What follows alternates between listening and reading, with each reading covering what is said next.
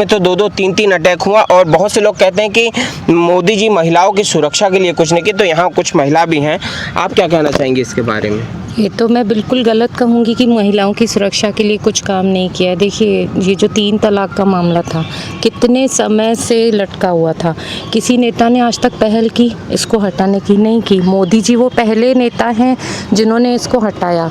तो ये महिलाओं की सुरक्षा के लिए ही तो है एक तरह से। और मोदी जी का तो मैं बिल्कुल इतनी इंस्पायर हूँ उनसे, मतलब एक्शन टेकिंग के मामले में वो बहुत ही मतलब सटीक वो हैं एक नेता कि मतलब क्या करना है, कैसे करना है। और दूसरा ये है कि अब तक आप देखिए ना, कितनी सारी सरकारें आई गई, लेकिन आज तक किसी ने भी, आतंकवाद का मुद्दा ही ले लीजिए, वो कोई नया नहीं है, बहुत पुराना है, सालों से ये होता आया है, लेकिन किसी नेता ने तुरंत 15 दिन के अंदर कोई एक्शन लिया? मेरे ख्याल से तो आज तक मैंने नहीं देखा। 109 आतंकी मारे गए जी, वही तो मैं कह रही हूँ। तो मोदी जी हर क्षेत्र में ध्यान रख रहे हैं और मैं तो चाहूँगी भगवान उनकी उम्र लंबी करे और उन्हें स्वस्थ रखे और हमें उनका गाइडेंस मिलता रहे। अच्छा, और जो अमित, हम ये भी देखते हैं कि पहलगाम हमले में जो है कश्मीर जो आवाम है, जो वहाँ की जनता है, आम जनता, उन्होंने भी आतंकवादियों का साथ दिया है। तो उसको लेकर हम कहना चाहेंगे कि भारत देश जो है सिर्फ हमारा नहीं, उनका भी है, और उनको उसके बारे में क्या सोचना चाहिए? आतंकियों का साथ देना गलत है? भाई, पाकिस्तान एक आतंकवादी देश साबित हो चुका है, वो आतंक को पनाह देता है। उसने जो मोदी जी ने जो उनको हमला किया तो आतंकवादी को टारगेट करके किया था, लेकिन पाकिस्तान ने आम पब्लिक में जिसने टारगेट किया, पाकिस्तान जो भी मिसाइल दागता है तो वो ये नहीं देखता कि हिंदू के ऊपर गिरेगा, कि मुसलमान के ऊपर, कि बंगाल के ऊपर, कि गुजरात के ऊपर, कि मराठी के ऊपर, वो तो हिंदुस्तान के ऊपर फेंक रहा। हम सब भारतीयों को एकजुट होकर पूरा समर्थन करना चाहिए मोदी जी को और उनके साथ खड़े होकर तन मन धन से जितनी मदद हो सके देश के प्रति आगे आना चाहिए। और मोदी जी ने बहुत सराहनीय काम किया है। आतंकवादियों को मुंह तोड़ जवाब देना ही, इसके अलावा और कुछ नहीं। ये आपने बहुत ही अच्छी बात की। जैसे कि जम्मू कश्मीर की जनता ने, कुछ लोगों ने आतंकवादियों का साथ दिया क्योंकि उनका मानना था वो भी मुस्लिम है, हम भी मुस्लिम हैं। तो उसको लेकर मैं जानना चाहती हूँ कि आपकी क्या राय है? भाई, उसमें ज़्यादातर लोग, मेरे को ऐसा लगता है कि वो पाकिस्तान के घुसपैठिए हैं जो आके हिंदुस्तानी बन के वहाँ पर बस गए हैं। वो पाकिस्तान का आंतरिक रूप से काफ़ी रूप से समर्थन करते हैं। तो ऐसे लोगों को देश को बाहर निकालना चाहिए, उनका समर्थन नहीं करना चाहिए, उनको मुंह तोड़ जवाब देना चाहिए।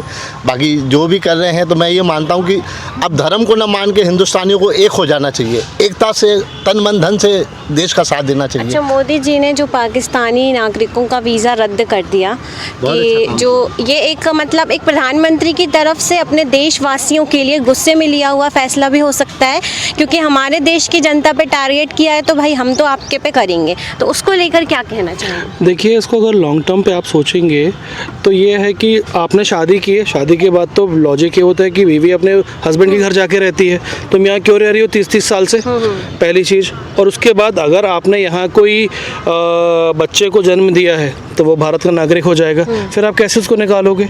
तो ये बहुत सारी चीज़ें हैं जो कि समझने की बहुत ज़रूरत है। क्यों आप रह रहे हो यहाँ पर भारत में? ये कोई धर्मशाला तो नहीं है ना। तो मुझे तो लगता है, और ये जिनके परिवारों में ये हुआ है, ये उनको सोचना, उनको आत्म आकलन करने की बहुत ज़रूरत है कि ये कोई तमीज़ नहीं होती कि भाई शादी कर ली और बेटी घर में रही। आप शादी करके बहू लाओ ना। ये क्या है, तुम्हारी लड़कियाँ, आप देखेंगे कि 5-5 लाख औरतें जिनके हस्बैंड पाकिस्तान में हैं, तो भाई तुम पाकिस्तान जाके रहो, तुम यहाँ क्यों रह रही हो?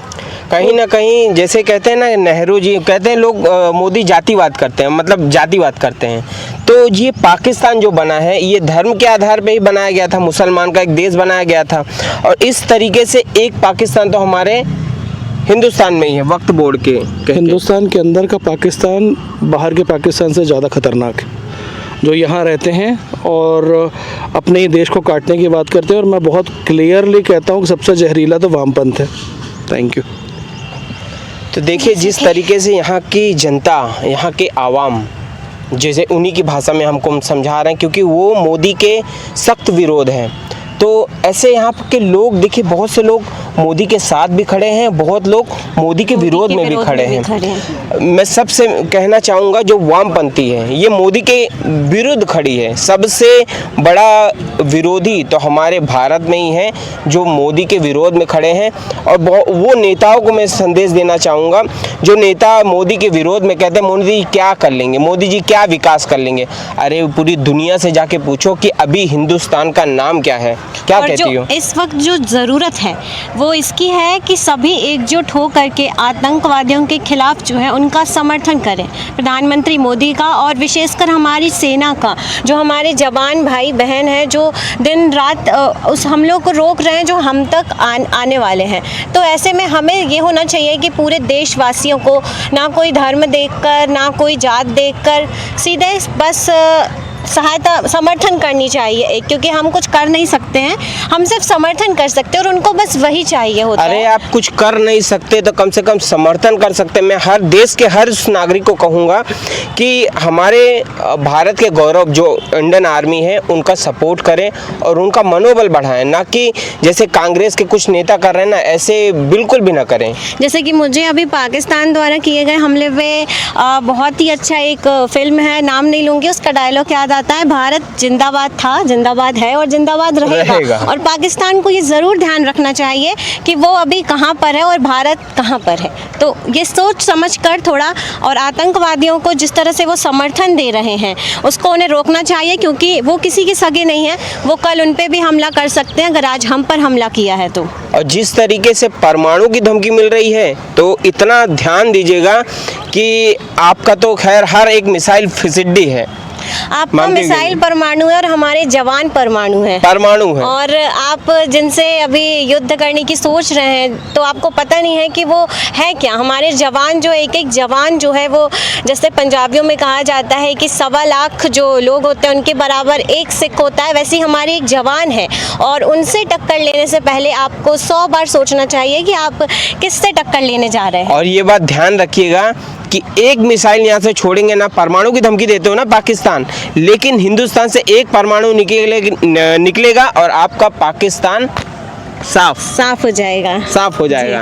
तो देखिए यहाँ की बहुत से लोग हैं, उनसे भी हम खास बातचीत करेंगे और पूरी जबलपुर को कवर करके आपको दिखाएंगे कि यहाँ की जनता क्या सोचती है और इस विषय में, और आतंकवादियों के खिलाफ कितना गुस्सा भरा हुआ है उनके मन में। क्योंकि एक तरह से हमारे यहाँ के जो नागरिक जो जिस तरह से उन्होंने कत्लेआम मचाया, नरसंहार मचाया वहाँ पहलगाम में, और इसके पहले भी करते आए हैं, जिसका भी एक मसूद अजहर का भाई मारा गया जो बहुत बड़ा आतंकवादी था, जो लेकिन यहाँ बहुत से लोग जश्न भी मना रहे हैं। आतंकवादी मरते हैं तो बहुत लोग जश्न भी मनाते हैं। उनके बारे में क्या कहेंगे हम?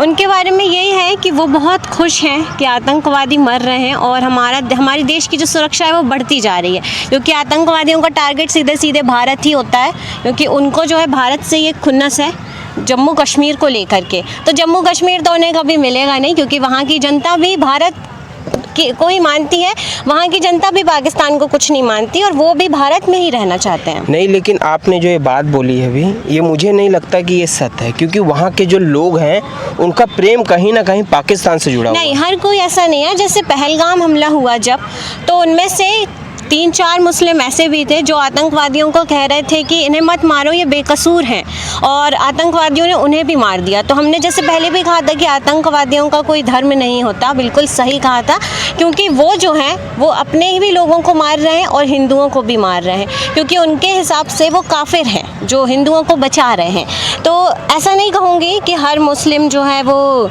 खराब है, नहीं, मुस्लिम भी बहुत अच्छे होते हैं और वो कुछ ऐसे भी हैं जो हमारे देश के लिए मर मिटने को तैयार हैं। उन्हीं में से थे पहलगाम जम्मू कश्मीर में रहने वाले कुछ आम जनता, कुछ आवाम। तो वो भी चाहती है कि मोदी सरकार जो है उनके ऊपर रहे और भारत जो है वो भारत में ही रहना चाहते हैं। जैसे कि आम जनता का भी बहुत सहयोग रहा है। इस कल जो हमला हुआ उसमें आम जनता ने भी बहुत सहयोग दिया। पूरी तरह से हम देख सकते हैं अभी जो वीडियोज़ आ रही हैं, पूरी तरह से ब्लैकआउट हो गई थी जम्मू कश्मीर की। हर एक देश, मतलब हर एक घर का कोना पूरी तरह से ब्लैकआउट हो गया था। तो ये एक समर्थन ही है मोदी जी का, कि हम किस तरह से, क्योंकि वो हमें बचाने की कोशिश कर रहे हैं, ना कि वो हमें आतंकवादियों की तरह गर्त में ले जा रहे हैं। नहीं, ये बात सही आपने किया है, लेकिन एक बात मैं ये कहना चाहूँगा कि जैसे हमारे देश में बहुत से मदरसे हैं, आप देखती होंगी, लेकिन वहाँ के लोग कुछ कहना ही नहीं चाहते, उनको कुछ नॉलेज ही नहीं है। इसके बारे में क्या कहना चाहेंगे? क्योंकि उनके मन में शुरू से ही जो है वो जहर डाल दिया जाता है कि हमें भारत पर कब्जा करना है, भारत हमारा देश है। वो ये भूल गए हैं कि यही भारत है, तुम भूखे थे, जिन्होंने तुम्हें शरण दी, जिन्होंने तुम्हें खाना दिया, जिन्होंने तुम्हें पानी दिया, और तुम उन्हीं को जो है उन्हीं पर अटैक करने की कोशिश कर रहे हो। तो ये वही लोग हैं जो पाकिस्तान को अपना मानते हैं, जो पाकिस्तान के लोगों को अपना भाई बंधु मान रहे हैं, और जो आज उन्हीं पर अटैक कर रहे हैं। कल हो सकता है कि जो लोग पाकिस्तान का समर्थन कर रहे हैं आतंकवादी, उन पर ही मिसाइल फोड़ दें, बम फोड़ दें, क्योंकि उनका कोई सगा नहीं है, वो अपने सगे होते हैं बस। उनके लिए तो अपने लोग ही अपने होते हैं। जैसे मसूद अजहर की फैमिली ख़त्म हो गई पूरी, और वो कह रहे हैं कि मैं बहुत खुश हूँ कि वो अल्लाह को प्यारे हो गए। अरे भाई, आपका पूरा परिवार ख़त्म हो गया, अल्लाह को क्या प्यारे हो गए? अगर आपका अल्लाह ऐसा है तो फिर क्या ही बोल सकते हैं इसके बारे में। आप क्या कहना चाहेंगे? मैं तो ये कहना चाहूँगा, जैसे बंगाल में इस वक्त हुआ, बंगाल में हिंदुओं का पलायन हो रहा है जी जी, और अभी सुनने में आ रहा है कि भोपाल में भी हिंदू का पलायन हो रहा पलायन हो है। रहा।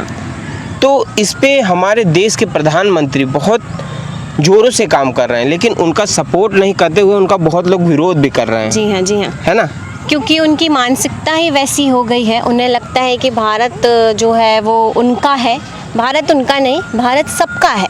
यहाँ पर जितने भी नागरिक हैं, भारत सभी का है, सिर्फ उनका नहीं है। तो उन्हें ये सोचना चाहिए कि वो हम कहते हैं जिस थाली में खा रहे हैं उसी में छेद कर रहे हैं। तो ऐसे लोगों के लिए यही कहावत होती है, आप जिस थाली में खा रहे हैं उसमें छेद कर रहे हैं, हो सकता है कि आप उसी में से किसी गड्ढे में गिर जाएं। अच्छा, तो बहुत से थोड़ा- नेताओं ने ये भी बयान दिया था कि जैसे बांग्लादेश में हुआ लूटपाट, ऐसे हिंदुस्तान में भी हो सकता है। जी, हिंदुस्तान में हो सकता है, पर उसके बाद आप सोच लीजिए क्या हो सकता है।